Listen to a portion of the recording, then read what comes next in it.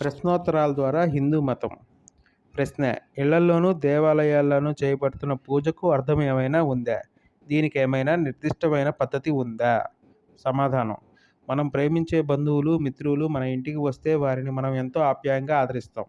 అలాగే దేవుడు మన ఇంటికి వచ్చినట్లు భావించి మనం చేసే ఉపచారమే పూజ.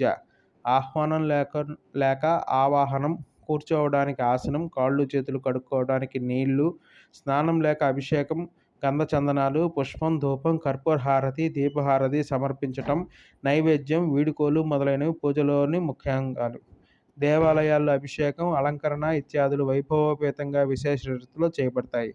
శ్రద్ధతో చేయబడే పూజ వల్ల మనసుకు సుఖశాంతులు లభిస్తాయి. శాస్త్రోక్తంగా ప్రతిష్ఠించబడిన విగ్రహాలలో, పూజల్లో ఉపయోగించబడే ప్రతీకలలో భగవంతుని ప్రతిరూపం విశేషంగా ఆవిర్భవించి నెలకొంటుందని ఆగమ శాస్త్రాలు వచిస్తున్నాయి. ధన్యవాదములు.